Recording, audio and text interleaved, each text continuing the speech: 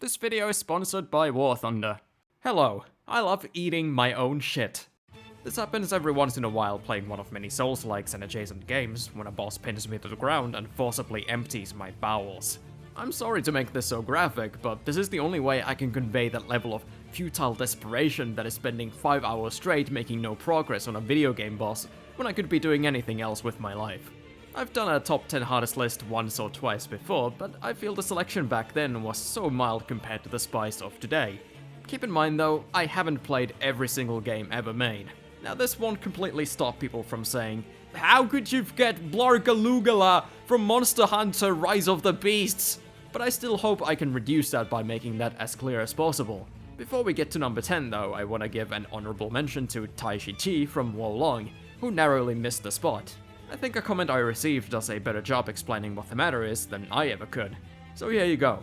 In my opinion, Taishi Chi and his demon form is not only the worst fight in the DLC, not only the worst fight in the entire game, but the worst boss I've ever faced in any Souls-like ever! I'd have more fun running Bed of Chaos back to back repeatedly for 24 hours without a single break of any kind than I would fighting this horribly designed shit stain of a boss for even a second more than I did. Endless combos, god tier poise through every attack, overly long and punishing grab attack, and frustrating arrow spam made me want to burn down an orphanage! He's the only boss that forced me to go out of my way to change my build entirely to take advantage of his elemental weakness, which is an unforgivable sin for any Souls-like in my eyes. Not only should the designers feel the deepest shame for that abomination of a boss, but they should be forced to apologize in person to every single individual who paid money for that DLC, or else take a punch to the kidneys.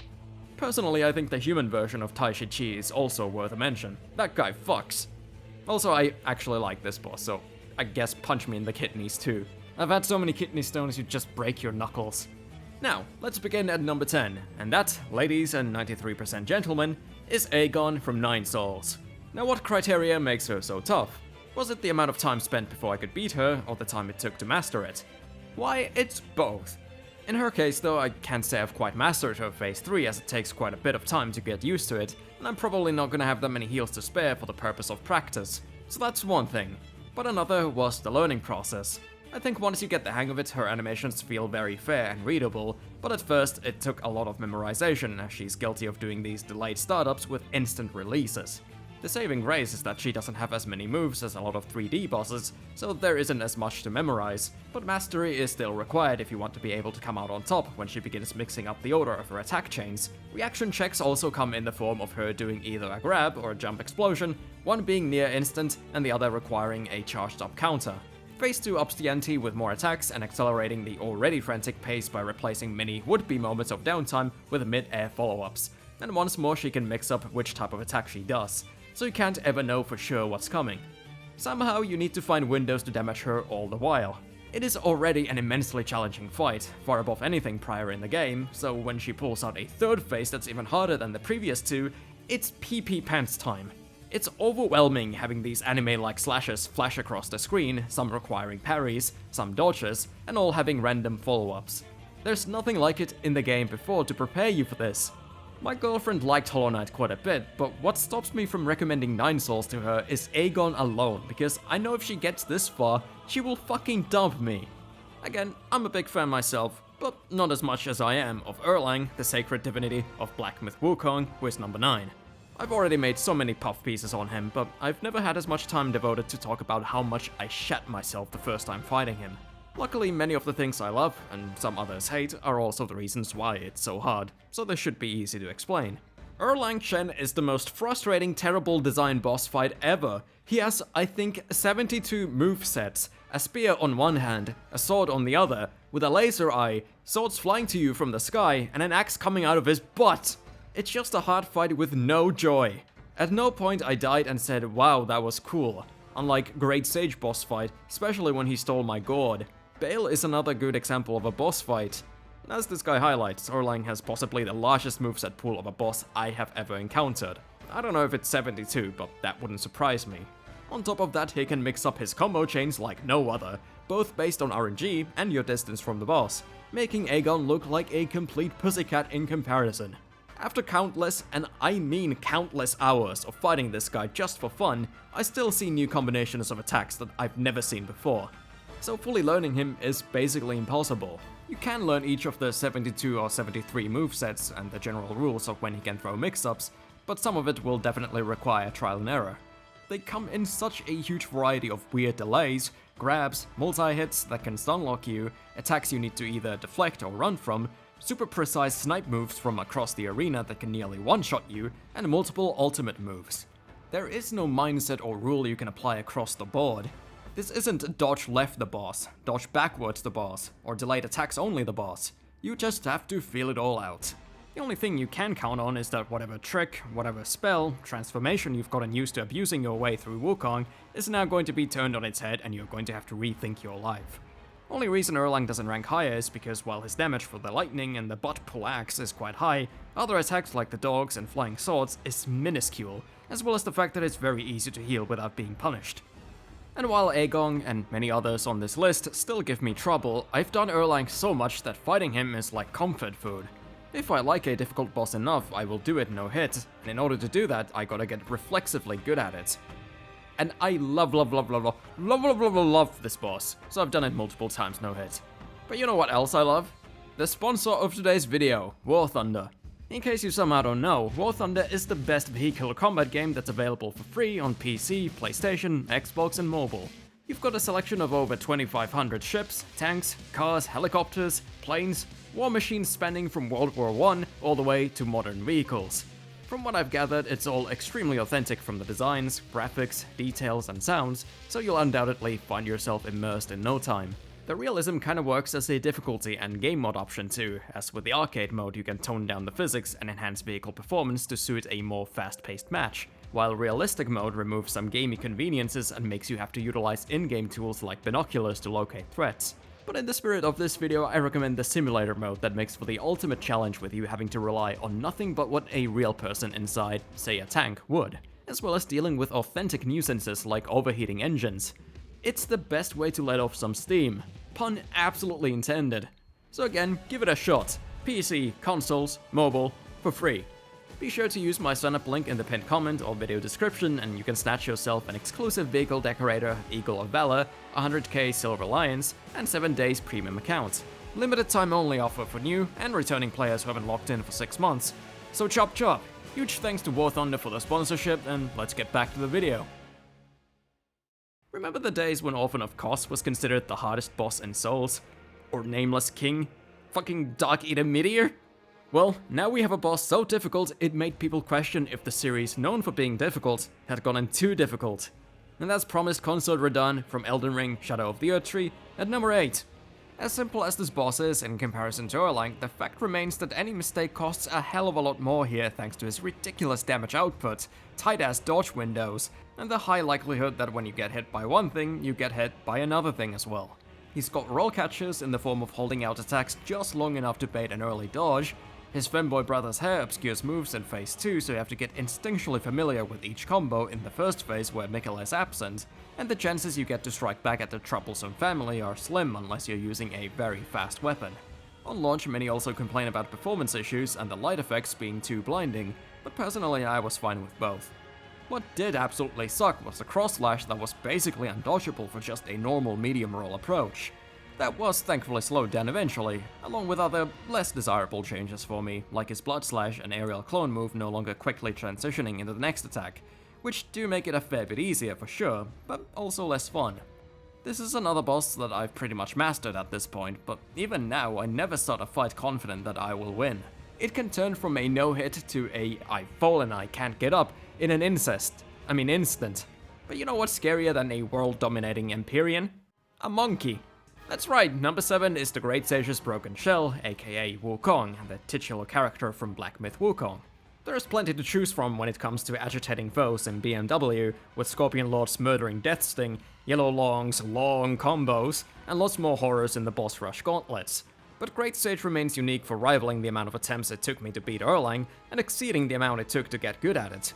I still have to be hyper-vigilant as this is by far one of the hardest reaction checkers on our plane of existence. Some attacks start near instant, and his stone form is instant, and should you hit him when he's rock solid, he'll toss you around in an unskippable cutscene. It's downright humiliating. The only way to avoid falling for it is to keep your aggression in check when he's not in the middle of an attack. But that's a lot of attention you need to divide when there's already so much going on with long, unpredictable combos, subtle telegraphs for grabs and the immobilizing spell, heal stealing, and the before-mentioned reaction checks.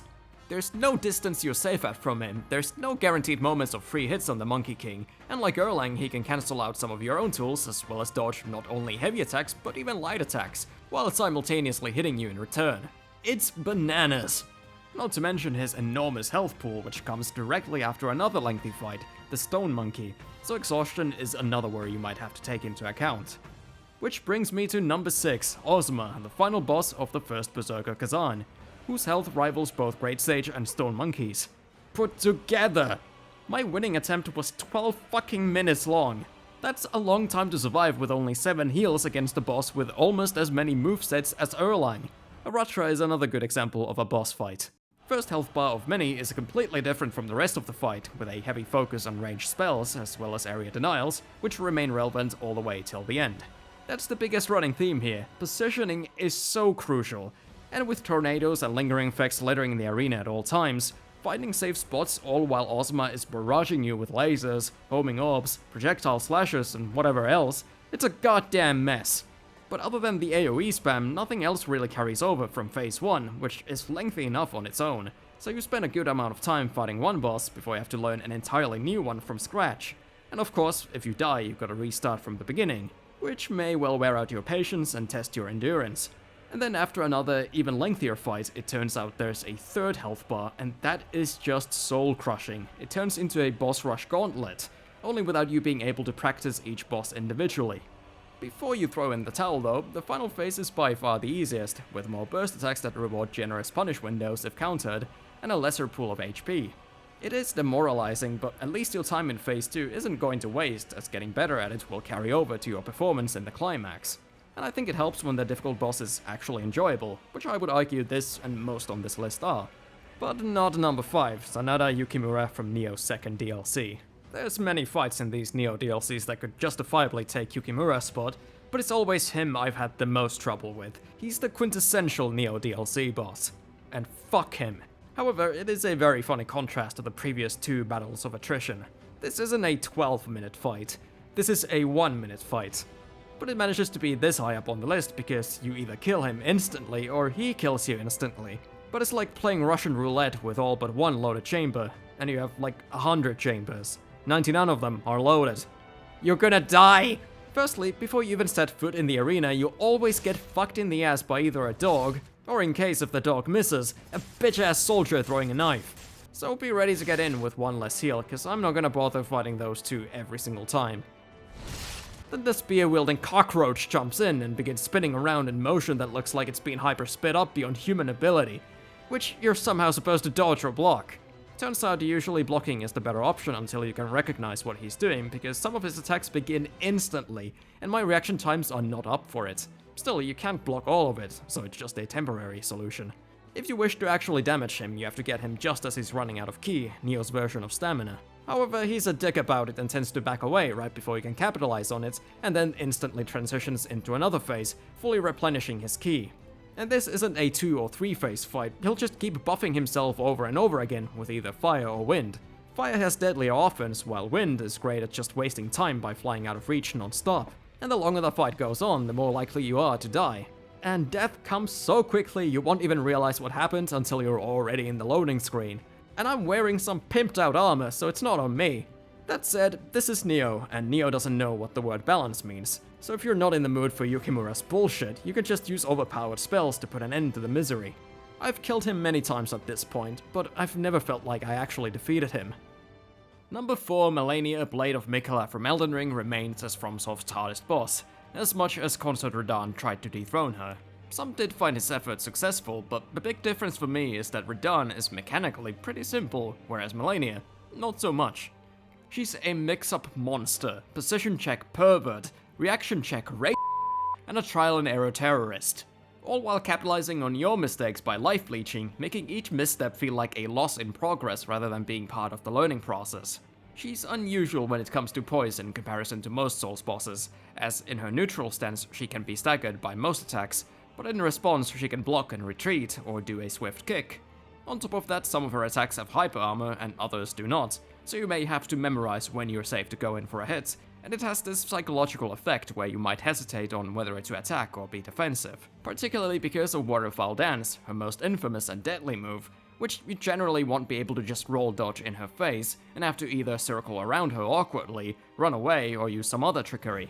Or just look it up on YouTube, which is what I did because I couldn't really tell what else I could do when I first fought her. I would never have guessed running and jumping would do the trick, but a lot of people tend to say she's easy without Waterfall Dance, and I still feel like that's just cope. Her life leech, damage, complexity in moveset, varying timings, long combos, health bar so big many didn't think she would have a second one, and unchecked aggression in Phase 2 are all far above anything else in the game.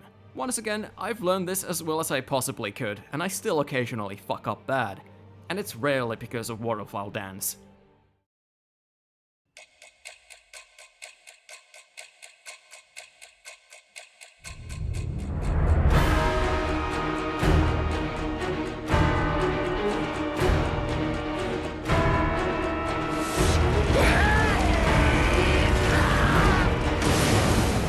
Well, I died a lot to Arlecchino, the blood artist from Lies of P Overture, who is number 3.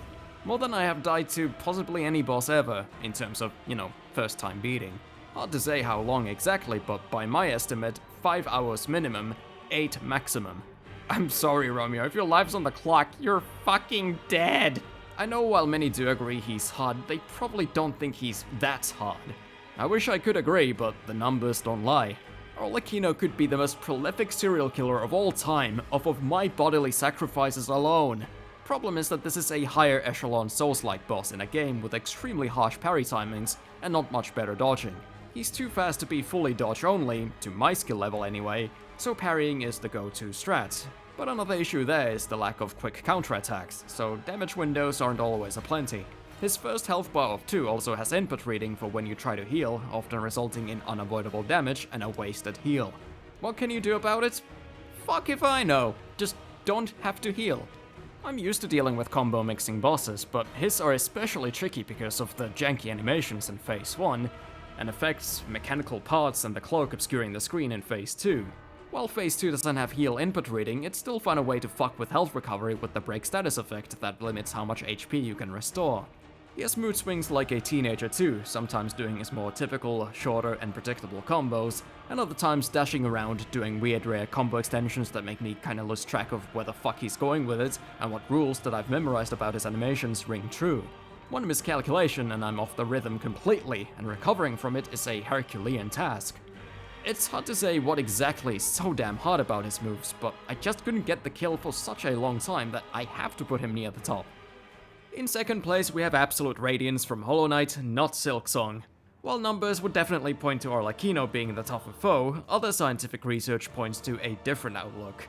This is physically impossible for me to ever get good at. You can put me in a solitary confinement for a month with only Apsrat to keep me company and, well, first of all, I would go insane, but secondly, I would still not have gotten any better at it by the end. First phase, not that bad, although some combinations of shit on the floor and flying spikes can yield to unfortunate results. But it is quite friendly of them to give you a moment of reprieve in between that phase and the next stage that has tiny floating platforms. This is the part that is scientifically engineered to be impossible for me to master. There's just too many variables created by the randomness of the position of Radiance, my position, the platforms, her attacks, and periodically moving obstacles. I cannot for the life of me multitask these 5 elements without my brain eventually short-circuiting. Many comments seem to echo the same sentiment, so I guess I'm not the only one who's a nincompoop. Also, having the homing balls be the same color as the background was a stroke of sadism on the developer's part. If you look closely enough from the comfort of not having to play it, yeah, it's easy enough to spot, but again, when you're fighting her, you gotta multitask and jump around. This is an unnecessary complication. The last stretch is a lot simpler, yet it's so frantic and you're probably worn out and stressed out of your mind that mistakes come easier than usual. The only saving grace, well, maybe not saving, but a grace is that she can't one-shot you. At most you lose 3 hearts, never more. So that big list of no-hitted bosses that I flexed with earlier because, hey, with the amount of less flattering footage I've shown, I deserve some pride restoration. But I can guarantee Absolute Radiance will never be added to it. I will never beat her no damage. And number 1 is a boss that I will never beat, period.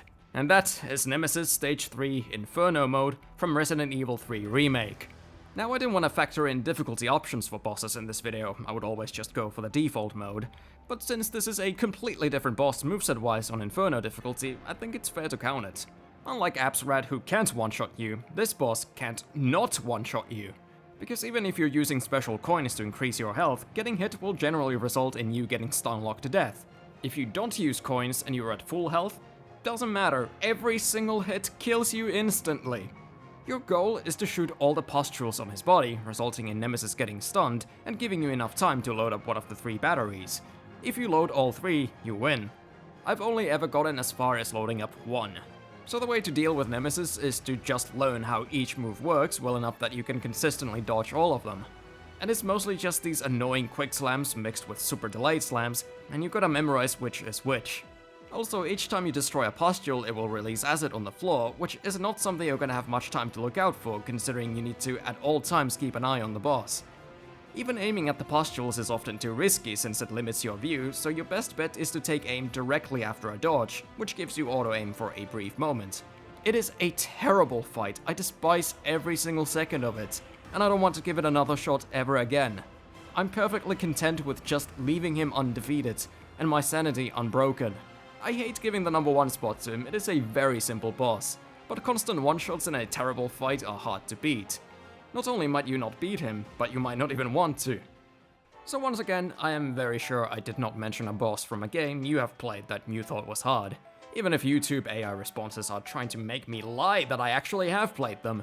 Fuck this feature, completely unrelated, but I find it so insulting how they're reducing the magic of communicating with your, community with made-up responses. This isn't something I would say. Fuck you. I do genuinely enjoy engaging with people in the comments and hearing out their experiences, so I do want to encourage that. So let me know which bosses you think are among the hardest, let me know what you thought about my picks, and the quality of the video, because above all, I do want to provide some level of entertainment. Also again, thank you to War Thunder for the sponsorship. It's available on PC, consoles and mobile. And if you're on PC or consoles, be sure to use my sign-up link in the description or pinned comment and fetch yourself premium vehicles, the Eagle of Valor Decorator, and 100k Silver Lions.